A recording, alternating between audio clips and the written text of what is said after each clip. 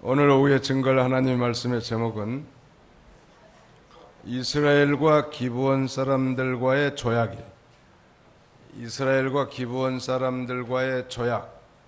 조약이라는 건 약속, 언약, 맹세 같은 말인데요. 제목을 한번 따라서 봅시다. 이스라엘과 기브온 사람들과의 조약. 이스라엘과 누구와의 조약이에요? 기브온 사람. 기드온이 아니라고. 기드온은 사사기에 나오는 훌륭한 믿음의 용사지만 여기는 기드온이 아니고 기브온이에요. 이름이 비슷하죠. 그런데 기드온은 좋은 사람이에요. 믿음이 좋은 사람. 근데 기브온이라고 하는 이 사람들은 가나안 원조민들인데, 특별히 가나안 7 족속 가운데 희 족속에 속하는 그런 족속이란 말이에요. 하나님은 분명히 이스라엘로 하여금 가나안 땅에 들어가면 가나안 땅 족속들을 점령하고 진멸하라고 하는 것이 하나님의 명령인데, 이스라엘과 이 기브온 사람들과 이 화친 조약을 맺었으니 하나님의 명령을 어긴 것이 되지 않습니까? 어떻게 이런 실수를 또 반복할 수 있었는가 우리가 한번 살펴보려고 합니다.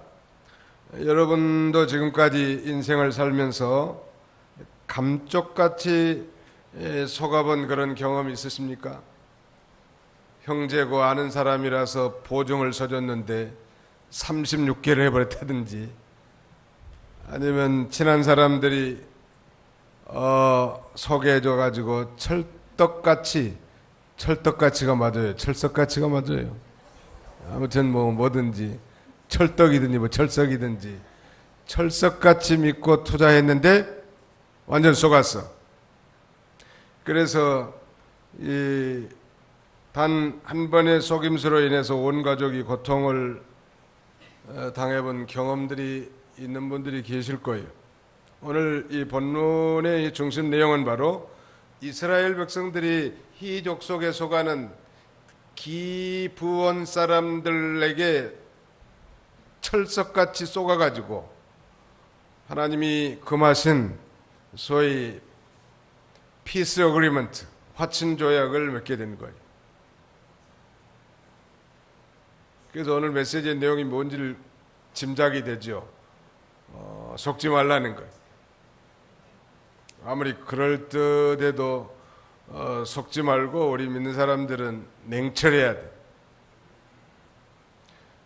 쏘가서 물건을 비싸게 사는 고객을 호갱이라고 한다고 합니다. 요새 호갱. 저도 호갱 중에 한 사람인데 아무튼 이제는 우리 집사람이 저보고 호갱이래요. 호갱. 왜냐면 그 양반이 부르면 그거 줘야 된 줄 알아. 10,000원 달라고 10,000원 줘야 된 줄 알고, 10,000원짜리도 100,000원 달라고 하면 100,000원 줘야 된 줄 아는 사람이잖아요. 100,000원 달라고 하니까 줘야지 그걸 어떻게 하냐면. 그러나 요새 젊은 사람들은 아주 지혜가 있어가지고 여러 군데다 알아보고 제일 싼 게 뭐고, 싸면서도 제품의 성능이 얼마나 좋은지 이런 거 다 알아보잖아요. 속아서 보증을 서거나 속아서 투자해가지고 낭패당한 일들이 있을 수 있겠는데, 오늘 중심의 메시지는 아무튼 속지 말라는 1절로 2절 먼저 읽어주시기 바랍니다. 9장 1절로 2절입니다. 요단 서쪽 산지와 세펠라와 멀리 레바논 앞까지 대해 연안 온 지역에 있는 헷 사람과 아모리 사람과 가나안 사람과 브리스 사람과 히 사람과 여부스 사람의 모든 왕들이 이 소식을 듣고 함께 모여 한 마음으로 요수아와 이스라엘에 대항하여 싸우려고 하였다. 지금 요단강을 건너고 여리고성을 정복하고 이제 저 산꼭대기에 있는 아이성까지 점령하고 파죽지세로 밀려오는 이스라엘에 대한 공포감이 가나안이 원주민들에게는 그 심령이 아주 겁으로 아주 잔뜩 질려 있었을 것 같아요. 근데 여기 보니까 가나안 7족속이라고 있는데 족속 하나가 빠졌어요. 1절에 보니까 한번 헤아려 보세요. 헷사람, 아모리 사람, 가나안 사람, 브리스 사람, 히 사람, 여부스 사람, 족속 하나가 빠졌어. 뭐가 빠졌나요? 예, 기르가스 족속이 빠졌단 말. 기르가스 족속이 왜 빠졌을까? 아무튼 잘 모르겠습니다. 왜 빠졌는지. 뭐 다른 족속에게 삼켜 먹혔는지, 이 가장 연약한 이 7족속 중에 하나니까 생략을 했는지 알 수 없지만 분명히 가나안 그 7족속들이 이제 남부 동맹을 맺고 이 파죽지세로 쳐들어오는 이스라엘과 이제 남부 연합 동맹을 맺고 싸우려고 하는 거예요. 왜냐하면 그렇지 않으면 자기가 죽으니까 아주 함께 모여서 한 마음으로 여호수아와 이스라엘을 대항해서 싸우려고 하는데, 근데 유독 이 기브온 사람들, 즉 희 족속에 속하는 기브온 사람들은 싸우는 것 대신에 이제 여호수아 앞에 나와가지고 아주 속임수를 써서 여호수아 앞에 나와가지고 화친 조약을 맺자고 하는 거예요. 여러분, 전쟁이 일어나면 두 가지요. 하나는 싸우는 거하고 하나는 조약을 맺는 거 아니겠습니까? 힘이 있을 때 싸우는 건데 힘 없는 사람이 싸워봐야 그건 백전백패니까 뭐 공물을 주고라도 조약을 맺는다는. 우리 역사에 보면 우리나라는 약소국가란 말이에요. 가난하고 국방력도 약하고 그러니까 몽골이나 뭐 명나라, 청나라 외, 즉 일본 사람들 심지어는 러시아까지 쳐들어와도 꼼짝없이 당하고 그들에게 공물을 공출당하고 종살이만 한 게 우리 민족의 역사예요. 예수 믿기 전에 우리 민족의 역사는 별로 그 자랑할 만한 게 많지 않아요.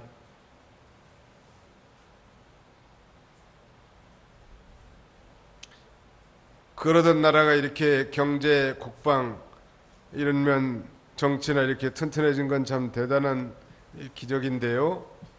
그 기본 사람들은 그 남부 동맹에 가담하지 않고 독자적으로 말하자면 이 기브온 성 사람들을 중심으로 여호수아 앞에 나가지고 화친 조약을 맺으려고 그 원로들이 그렇게 언언한 모양이에요. 어떤 면에서는 굉장히 지혜로운 거죠.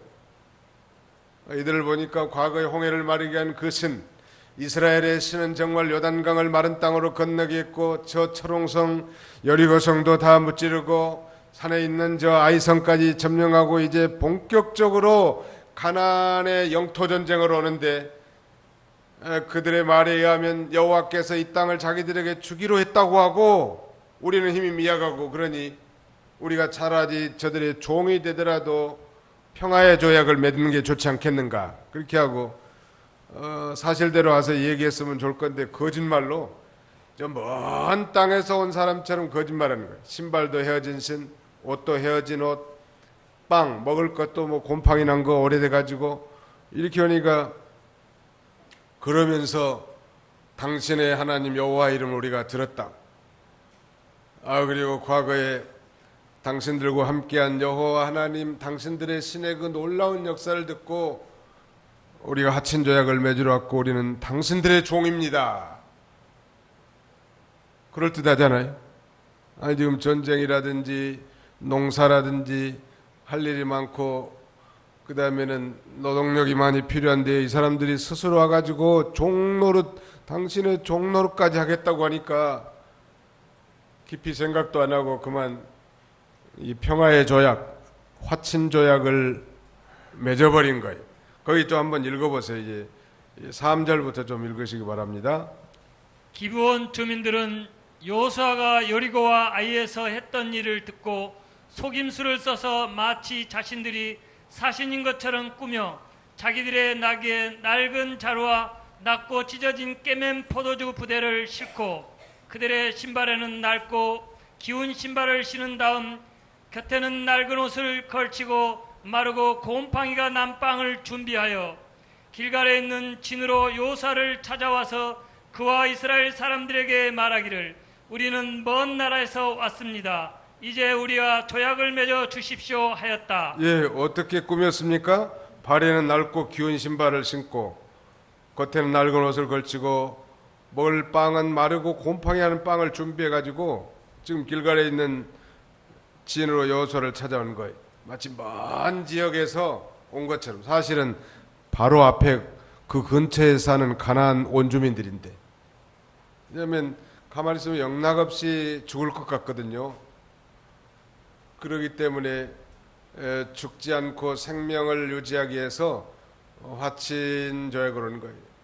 어떻게 보면 불쌍하니까 봐주면 좋겠지 않습니까? 라고 생각도 되겠지만, 하나님의 명령은 그렇잖아요. 하나님의 명령은 다 진멸하라는 거예요. 한번 읽어보실까요? 출애굽기 34장 12절 다 찾아서 한번 읽어봅시다. 출애굽기 34장 12절 찾아보세요. 성경 출애굽기 34장 12절 찾으셨습니까? 같이 한번 읽어봅시다. 출애굽기 34장 12절 시작. 내가 들어가는 땅의 거민과 언약을 맺지 않도록 조심하여라. 그것이 너희 가운데 올무가 될까 염려된다. 이게 하나님 명령이고요. 한 군데 더 찾겠습니다. 신명기 20장 26. 신명기 20장 26. 신명기 20장 26절 없죠? 그러면은 신명기 7장 1절부터 한번 읽어주세요. 신명기 7장 1절로 4절. 여호와 너희 하나님께서 내게 들어가 차지할 땅으로 너를 이끌어 들이시고 내 앞에서 여러 민족 헷 족속과 기르가스 족속과 아모리 족속과 가나안 족속과 브리스 족속과 히 족속과 여부스 족속 곧 너보다 수가 많고 강한 7 족속을 쫓아내실 것이다. 여호와 너희 하나님께서 그들을 내 앞에서 넘겨주어 네가 그들을 치게 하실 것이다. 그때 너는 그들을 완전히 진멸시켜야 한다. 그들과 어떤 언약도 맺지 말고 그들을 불쌍히 여기지도 말며 또 너는 그들과 결혼하지 마라. 내 딸들을 그들의 아들에게 주지 말고 내 아들을 위하여 그들의 딸을 데려오지도 말 것이며. 예, 거기 보면 너는 그들을 완전히 진멸이요? 전멸시켜야 한다. 그리고 그들과 어떤 언약도 맺지 말고 그들을 불쌍히 여기지도 말고 그리고 서로 결혼하기 위해서 아들, 딸 주지 말라는, 이게 하나님의 명령이에요. 이거 한마디로 말하면 가나안 땅은 전멸, total destruction, 완전히 멸망시키라는, 너무 하나님 무시무시하고 너무 하나님 무자비하고 너무 하나님이 두렵게만 보이는데 그것은 이런 심판을 소위 구속적 심판, redemptive judgment라고 했는데요. 이건 장차 예수 안 믿는 사람은 지옥 심판 받을 거 가리키는 거예요. 예수 믿는 사람은 천국 가는 거.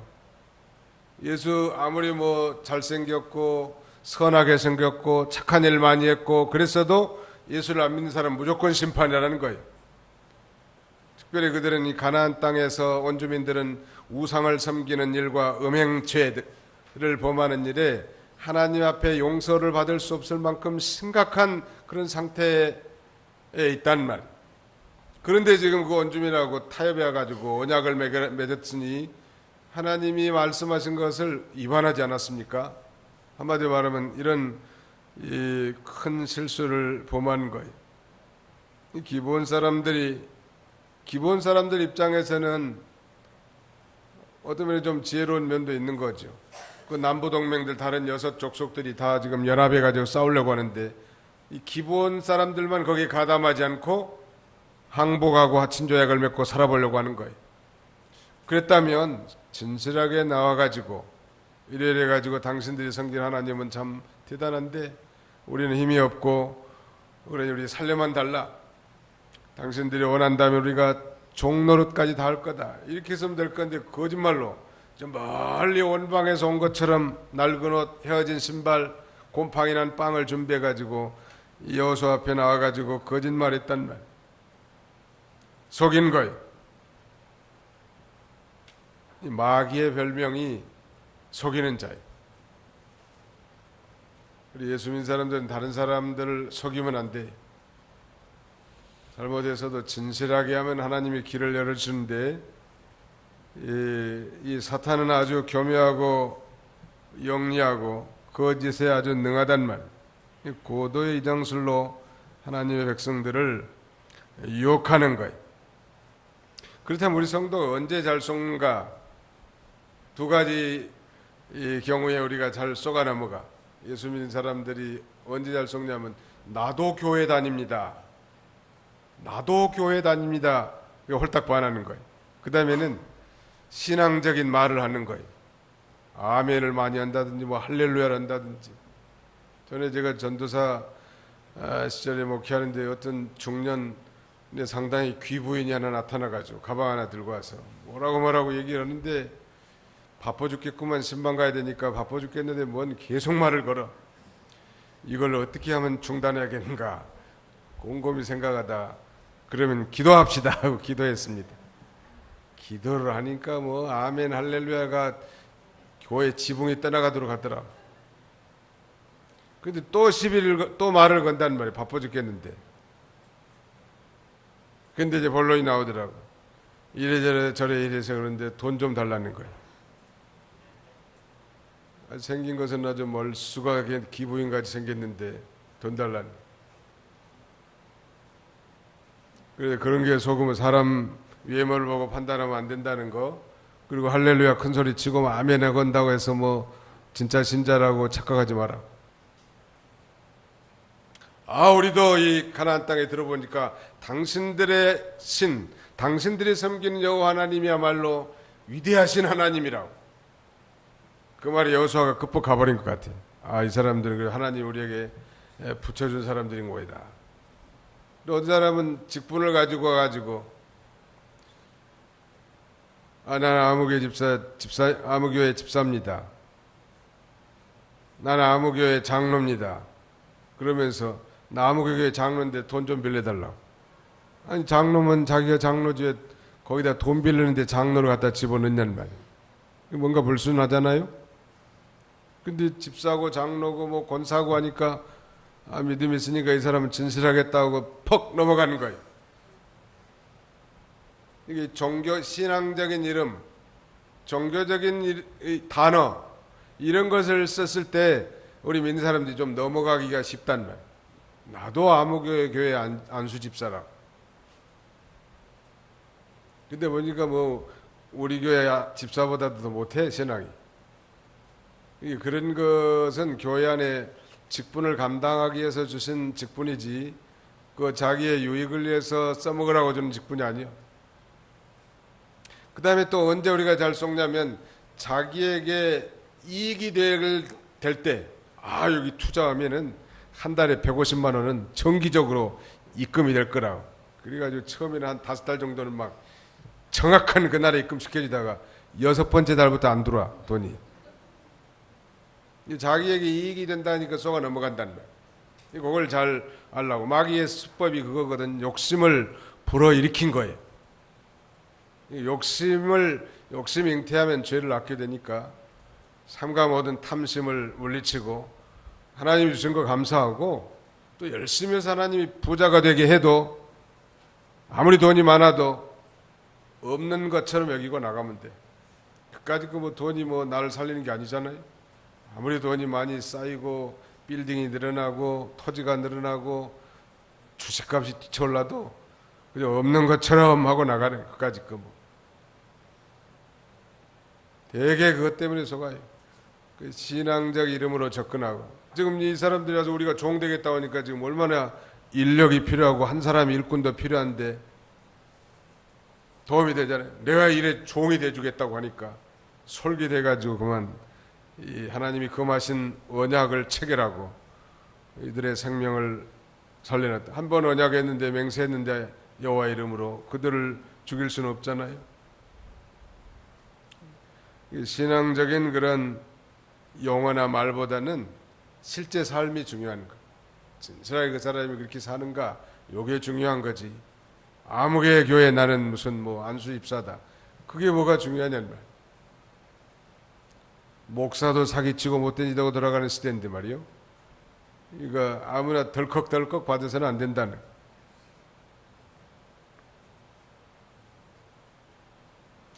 그 다음에는 이제 결국 이제 이들이 하친 조약을 맺었습니다. 14절, 15절 다 같이 한번 읽어봅시다. 시작.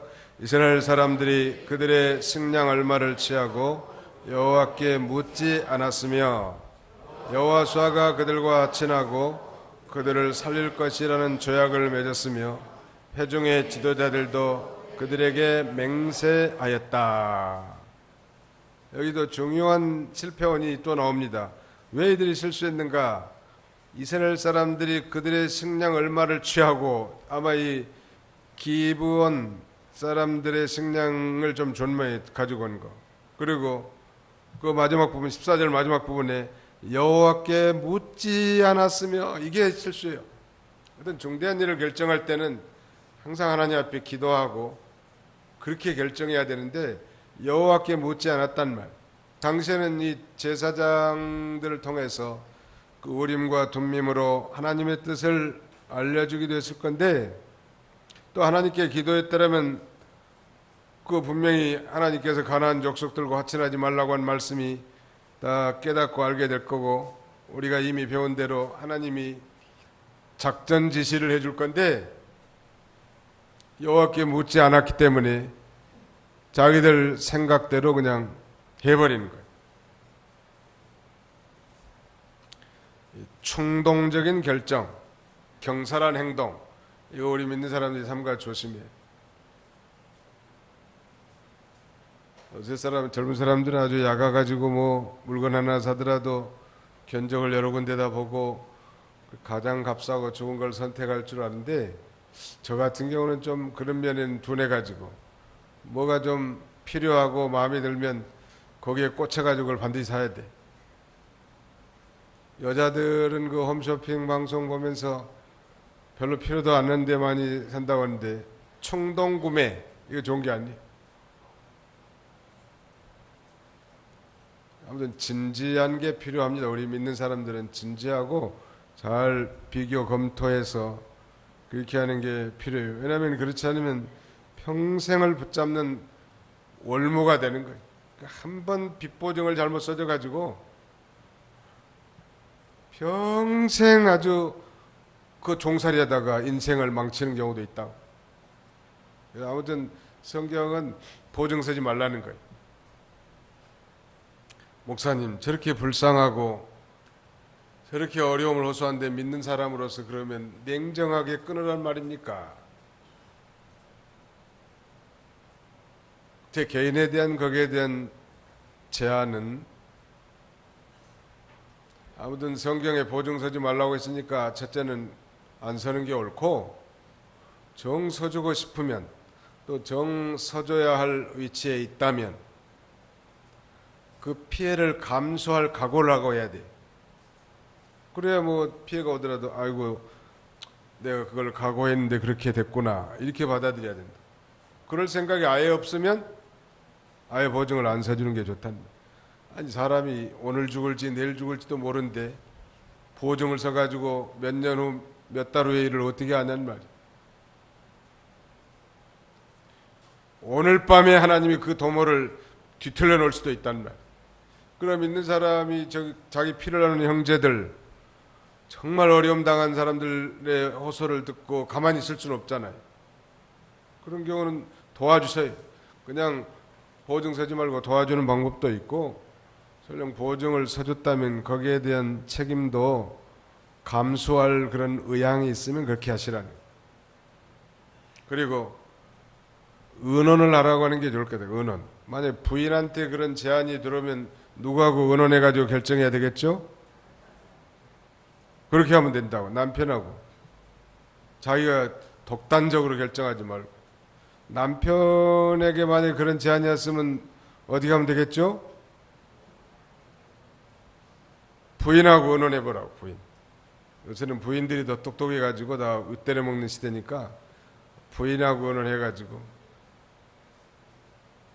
내가 부교육자들 초청한 데 보니까 다 하는 말이 자기 부인하고 의논해봐야 된다는 거예요. 에라이 혼자 그랬는데 그래도 지혜로운 거예요. 아니 부인이 반대하고 뭐 악랄하게 아주 돌아가면 그거 어떻게 하겠어요. 아니면은 믿음 좋은 장로님이나 집사님이나 또 교역자들에게 물어보고 한다든지, 아무튼 이 경솔한 행동, 충동적인 결정, 이건 우리 믿는 사람들이 안 해야 돼. 중대한 결정일수록 분명한 뭐 하나님의 소명이라든지 이런 건 타협의 여지가 될 수는 없겠지만, 소소한 이 가정사는 다 의논하는 게 옳은 것 같아요. 한마디 뭐 남편의 상의도 없이 일 저질러 놓으면 나중에 그거 어떻게 감당하겠어요? 교회에서도 그 목회 잘한 사람들은 잘 물어보고 하는 거예요. 어디 집사님들에게 뭘 요청하면, 장로님에게 물어봐야 된다. 당의 의견을 물어봐야 된다. 그러면 일단 책임이 회피되잖아요. 또 그게 사실이고 진실한 거고. 그래서 확실하게 그렇게 해야지. 뭐 약속 다 해놨는데 뭐 나중에 뒤집어주면 되겠냐는. 항상 보고도 하고 물어보기도 하고 다 아는 사실이지만, 김치 담글 때는 시어머니가 며느리한테 맛을 보게 꼭 해야 된다. 물어봐야 돼. 어머니, 김치 맛 좀 봐주세요. 근데 먹어도 별로 맛이 없어. 맛이 없어도 시어머니가 맛있다고 할 거야, 안 맛있다고 할 거야? 맛있다고 하는 거예요. 아주 김치 맛있게 담가놓고 시어머니에게 아무 말도 안 하면 시어머니가 아무리 맛있어도 이게 김치냐 갈치냐 그러는 거예요. 이게 서로 물어보고, 그 서로 인정해 주는 거 아니에요? 서로 존중해 주는 거고. 다 될 일은 될 일이지만 서로 양해를 구하고 서로 물어보고, 그게 하나님 나라에도 필요합니다. 가정에도 마찬가지. 항상 물어보고 하는 게 좋아. 이스라엘 지도자들이 결정적인 실수를 한 것은 여호와께 묻지 않았다고 성령으로 여호수아는 거기 자기의 실패담을 기록하고 있습니다. 여호와께 묻지 않았으며. 누가 여호와께 잘 물었는지 한번 봅시다. 사무엘상 23장. 사무엘상 23.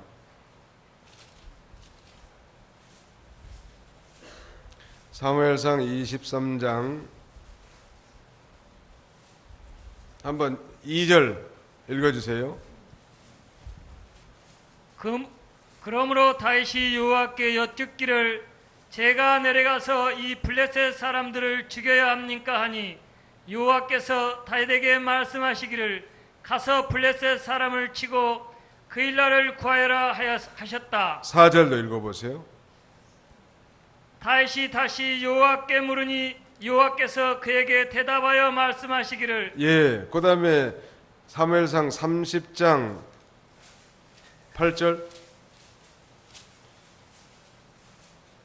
다윗이 여호와께 묻기를 제가 이 무리들을 뒤쫓으면 그들을 붙잡을 수 있겠습니까 하니 사무엘하 2장 1절.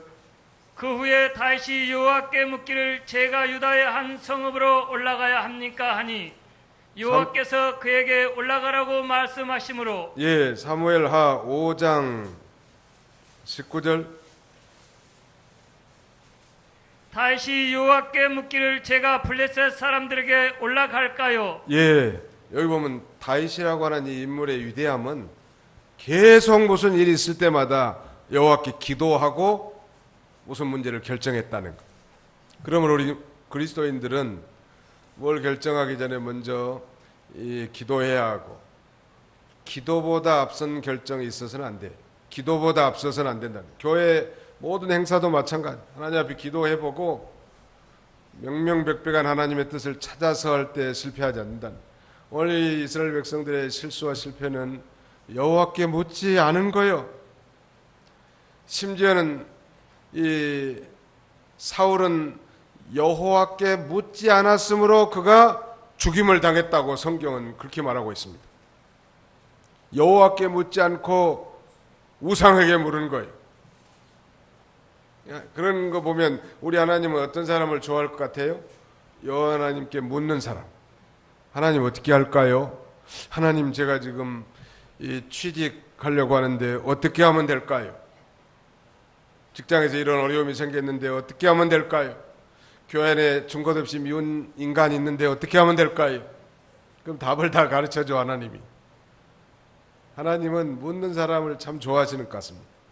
그런데 하나님뿐만 아니라 우리 인간 조직사에서도요, 모든 윗사람들은 아랫사람들이 물어보는 것을 싫어한 사람은 아무도 없습니다. 사장님, 이거 어떻게 할까요? 부장님, 이거 어떻게 할까요? 이런 거 싫어하는 사람 아무도 없어요. 군대도 마찬가지. 보통 사고 터지는 건 지 맘대로 하는 거예요. 물어보지도 않고. 그거에 대해서는 책임은 자기가 져야 돼. 그래서 이 유명한 군대 용어로 이 작전에 실패한 이 지휘자는 용서받을 수 있어도 경계에 실패한 지휘관은 용서받을 수 없다. 이 말은 경계라는 건 보고를 하지 않은 건, 보고하면 자기 사명을 다하는 건데 보고하지 않은 그런 지휘관, 그래서 경계에 실패한 지휘관은 용서받을 수 없다는 게 바로 그거예요. 우리는 항상 하나님 앞에 모든 일을 결정할 때 물어보라고. 자기 마음대로 하지 말고 자기 실력대로, 자기 임의대로 하면 그건 굉장히 교만한 거거든요. 하나님이 그래서 겸손한 걸 좋아하고요. 물어본다는 것은 그 겸손한 거 아니겠습니까? 자기 마음대로 하려고 하는 게 아니구나. 하나님이 그걸 알고 하나님이 지혜를 주고 하나님의 뜻을 밝히 알려주는 것입니다. 오늘 이 시대는 그야말로 실용주의, 프라그매티즘이라고 하는 실용주의 시대에 살고 있는데요.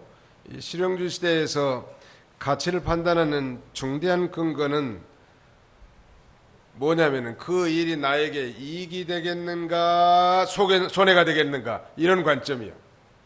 실용주의라는 게 바로 그거거든요. 근데 우리 믿는 사람들은 그보다 훨씬 더 차원이 높단 말이에요. 만약에 실용주의로 계속 나가면 마귀에게 넘어가기가 쉬운 거예요. 자, 우리가 당신들의 종이 되겠습니다. 종이 생기면 얼마나 좋단 말이에요. 전쟁에도 필요하고 농사하는 데도 필요하고 목축 보는 데도 종이 필요하고 중소기업에 뭐 기계 돌리는 데도 종이 필요하고 보조원 하나만 공짜로 붙여줘도 중소기업 사장은 큰 힘이 될 건데 말이죠. 자기 이익이 된다는 그런 주의, 이게 실용주의인데요. 우리 그리스도인들은 무엇이 더 하나님께 유익이 되겠는가, 그걸 따지라는 거예요. 또 무엇이 더 옳은가, 무엇이 진리인가, 무엇이 하나님의 뜻을 실현할 것인가, 그걸 찾아서 언제나 행동을 해야 합니다. 이게 내게 돈이 되겠는가 안 되겠는가. 물론 뭐 사업가들은 그것도 반드시 고려해야 되겠지만은 그렇다고 불의한 방법으로 이익을 추구하는 것은 옳지 않잖아요. 이거 하나님 기뻐하신 일인가 아닌가. 술집을 내면서 철야기도 하면 하나님이 기뻐하실까요? 주여, 술집이 성공되게 하여 주옵소서. 내 이놈아, 술집 그만두고 죄 짓지 않는 장사해라. 그럴 것 같아, 내가 하나님이면. 하나님 앞에 뭘 하나님이 기뻐하시겠는가 그걸 찾아서 나가야 되는데, 실용주의만 따지면 마귀에게 넘어간다는 거예요. 오늘 이 이스라엘이 기브온 사람들과 화친 조약을 맺은 것은 그들이 여호와께 묻지 않은 말하자면 불신앙적 결정이었고, 물론 이제 그들을 갖다가 나무 펴면서 물깃는 그런 종으로 쓰긴 했지만 일생 올무가 되는 거예요. 일생 평생 동안 옆구리 가시처럼 콕콕콕 찌르는 거예요. 단호하게 안 되는 것은 아닌 건 아니라고 했더라면 참 좋은데, 우리 그 사람들의 그 성향도 어떤 분들은 굉장히 단호하고 아닌 건 분명히 노, 미국 사람은 노 하면 끝이거든요. 실례지만 식사하셨습니까? 그럼 우리는 안 먹었으면서도 예 하거든, 미안하니까. 미국 사람들은 절대 식사하셨습니까? 그러면 안 먹었으면 했으면 S, 안 먹었으면 노, 분명하다고. 우리나라면 안 먹어놓고도 먹었다고 하니까. 그리고 나중에 배를 꾹 누르고 있어, 배고파가지고. 근데 미국에 가보니까 놀랄 정도로 노하잖아요. 한 번도 곤면도 안 해 이제. 그리고 곤면 하는 사람 바보요. 노했는데 뭐 계속 먹으라고. 우리 한국에 뭐 인심이 좋아가지고 그렇게 곤면합니다만 예스 노가 분명하다는 거. 우리가 믿는 사람들은 예스와 노가 분명해야 돼. 또 예스와 노에 대한 대답을 했으면 그대로 따라가야 되는 믿는 사람들. 재직회 때는 뭐 가만히 있다가 결정이 되면 그걸 가지고 이 사람 저 사람 얘기하고 뭐 비방하고 그런 것은 마귀 운동해 주는 거예요. 재직회 때는 말싸움을 하더라도 격렬하게 토론하고 논하고 자기 찬성 의견 반대 의견을 얘기하고 한 번 결정 났으면 모두가 다 믿고 따라가는 거. 그게 옳지 않겠어요? 그때는 한마디도 안 하고 있다가 왜 저렇게 일을 처리하고 저렇게, 그건 바른 자세가 아니에요. 미국 사람들은 그렇더라고 하니까. 어떤 회의가 있으면 회의 때는 서로 막 의견 충돌도 하고 언쟁과 분쟁이 있을 수 있는데 이제 딱 결정이 난 거에 대해서는 무조건 순복이야. 우리는 회의 때는 말도 잘 안 해. 다 찬성한 줄 알았는데 돌아가가지고 이제 그때부터 시작이 혼자해. 자기 남편에게 얘기하고 뭐 자기 친한 사람한테 또 얘기하고. 좋은 문화적 관습이 아닌데요. 우리는 믿는 사람들이니까 그걸 확실하게 하라는 거. 우리 주변에는 늘 우리를 속이고 미혹해하는 이 근거들이 참 많이 있는데요. 아무튼 당장 우리에게 유익한 것이 신앙에는 해로울 수가 있다는 것. 그러면 하나님께 늘 묻는 훈련을 가져야 됩니다. 마귀는 속임수의 대장이라는 건자는. 아무튼 그러니까 거짓말 자주로 하는 사람을 가까이 안 하는 게 좋아요. 거짓말의 아버지가 누구냐? 마귀거든요. 잘 꾸미니까 순진한 성도들은 다 넘어가 버려 거기에. 아니 뭐 진짜보다도 더 가짜면서도 진짜보다 더 가짜가 진짜처럼 행동을 하니까 어떻게 할 수 있냐. 그런 걸 잘 분별해야 된다. 영국의 유명한 희극 배우 찰리 채플린이라는 사람이 있어요. 연세 드신 분들은 좀 알 거예요. 모자는 영국 신사 모자 쓰고 가느다란 지팡이 짚고 콧수염 있고 걸음을 이상하게 아주 사람 웃기게 걷는 그런 사람이 있는데 어느 날 이 찰리 채플린이 집안 공연을 위해서 마차를 타고 가는데 큰 광고판이 이렇게 써졌더래요. 찰리 채플린 흉내내기 대회. 그 광고를 보고 찰리 채플린 본인이 그 경연대회에 응모를 했대요. 수많은 사람들이 와서 영국 신사 모자 쓰고 콧수염 붙이고 가느다란 지팡이 들면서 이상한 걸음 왔다 갔다 하면서 이렇게 흉내를 내는데 정작 본인 찰리 채플린은 입상도 못했다는 거예요. 가짜들이 전부 다 상탑을 했어. 마귀들은 그렇게 꾸미는데 대장이에요. 늘 깨어서 기도하는 사람들은 그런 미혹에 안 잡힐 수 있단 말이에요. 항상 진실한 사람과 같이 친구하고 거짓말하는 사람과 참 가까이 해서는 안 된다는 거예요. 기도합시다. 거룩하신 하나님 감사합니다. 오늘도 이 거룩한 주일 이른 아침부터 이 시간까지 우리를 붙들어 주시고 시간마다 하나님의 말씀을 듣게 하시고 마음과 정성과 뜻을 기울여 하나님 앞에 예배하며 봉사하며 충성할 수 있도록 은혜 주심을 감사합니다. 자비로우신 아버지 하나님, 이스라엘 사람들이 기브온 사람들과 화친 조약을 맺은 것은 하나님이 엄하게 금하신 금령임에도 불구하고 저들의 속임수 때문에 화친 조약을 맺음으로 평생 가시와 얼무가 됐다고 했는데 하나님, 우리는 항상 깨어서 기도하고 여호와께 물음으로 이런 실수하지 않도록 도와주시고 항상 거룩한 여호와와 동행하는 삶을 통하여 하나님이 주시는 신령한 은혜, 하나님이 주시는 그 놀라운 능력, 그걸 따라서 살아갈 수 있는 그런 저희들이 다 되게 하여 주시옵소서. 예수님의 이름으로 기도하옵나이다. 아멘.